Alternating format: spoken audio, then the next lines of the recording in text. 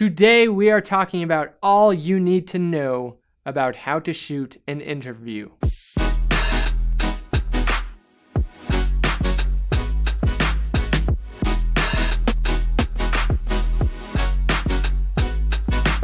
I have been a videographer, filmmaker for over 10 years now, and I've had the opportunity to shoot quite a few interviews. And I've learned a lot along the way, and so I just wanted to share kind of my failures and my mistakes, and share with you some of the ways you can improve as I have improved here within the last few years myself. First of all, you want to make whoever's in front of the camera feel so comfortable. You want to make them feel like there isn't a bright shining light in their face and there's not a camera pointed right at them so they feel paralyzed. You want it to feel like it's just you and them having a conversation. Now, how do you do this? Well, it takes some personal skills. I'm naturally an introvert, and I was super shy growing up, and I had to teach myself how to talk to people and strike up conversations. So maybe you're much better at this than I am already. But I recommend just being yourself. Get there early, introduce yourself, introduce who you are, be friendly and kind, and be the type of person that is easy to talk to. And you want to kind of naturally, gradually lead them into the interview. I like to say up front that, hey, it's just a conversation between you and me. Pretend the camera and the lights aren't even here. It's just us having a conversation. Something you do want to tell them up top as well is to restate the question in their answers. That way you're not getting answers like, yes, no, oh, I like that, yeah. You need to keep the end product in mind. It's gonna help you out in the editing process. And some people will just be so natural. I've had some great people in front of the camera, but I've also had people that just freeze up and don't know what to say. And you just kind of have to roll with it and find what's going to make them comfortable. Maybe they need a break. Maybe they need a glass of water. You might have to re-ask every question over again, do another round, because maybe the first time around they don't know how to gather their words, they're not comfortable, but the second time around they've already said it and they can say it even better the second time. So be patient, be kind, and make them feel at home however you can. So let's talk about the location. Hopefully you have a chance to scout out your location beforehand, but a lot of the times you don't. I've been flown out all over the US to get interviews, but a lot of them have been, I've only had a couple hours to get this thing done. So I don't have the luxury of going and scouting out and hanging out and exploring the space much before shooting. Take the time to find something that's going to look picturesque. It's really important to also find a space that is open, so that you can create depth with your background. 3-point lighting is pretty standard even when shooting movies. Your main source is called your key light. For me right now, that's off to my left here. Your fill, sometimes it's not even a light. Sometimes you can use fill as just a bounce board. A bounce board can be your fill, kind of bouncing some extra light onto the other side of the face. And then your hair light. So that's my hair light right now.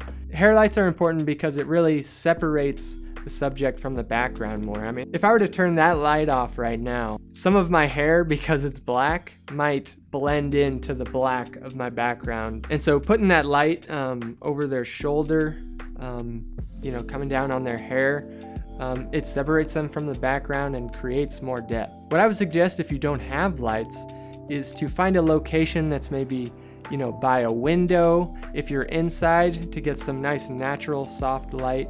Hopefully it's not too harsh. Maybe bring them away from the video a bit. Or if you're outside, find some shade, so you don't have the harsh sun beating down on them. Now, audio is crucial when filming interviews. It's important that you get real nice, clean audio that you can work with in the edit. I definitely suggest a lavalier mic, and try your best to hide it. There are ways to do that. I'd have some tape handy with you on every shoot you go to. gaff tape and then maybe even some clear tape for stuff like this. You can tape it kind of, you know, if you have them at an angle, you can tape your mic kind of back here and run the wire down their back. There are other ways to hide it with clothing, or if they have a jacket, you know, if you see the little lapel, it won't hurt too much.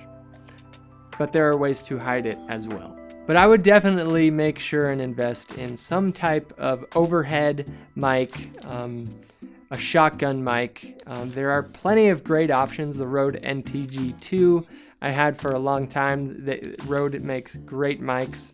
I'm actually using a Rode VideoMicro into my Zoom F1 for this video. And it's been pretty solid for me. I've used it for all my videos here on this channel, like this in this environment. And it's been great for me. And the micro, I think, only costs 150 bucks. And you can also put it straight into your camera. All right, so last thing, let's talk about camera angles.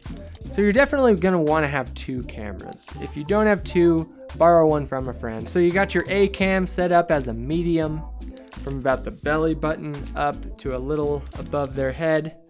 And you wanna sit your interviewer pretty much right next to your camera. If your interviewee is seated straight towards the camera, just angle them a bit so that they're facing your interviewer.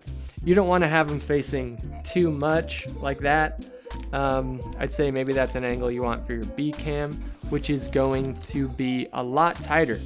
But yeah, maybe you want to even do for your A cam wider than a medium. Maybe you want a full shot, especially if you're shooting in 4K. You could just crop into that medium and even get like a close-up shot in post. And the last thing I'd say is set your focus the very last thing you do. Because I made this mistake recently where I was filming two people for an interview, but one of them is slightly out of focus because they kind of moved after we had set up the cameras. I was able to work around it mostly with my B cam, and that's what's nice about having one.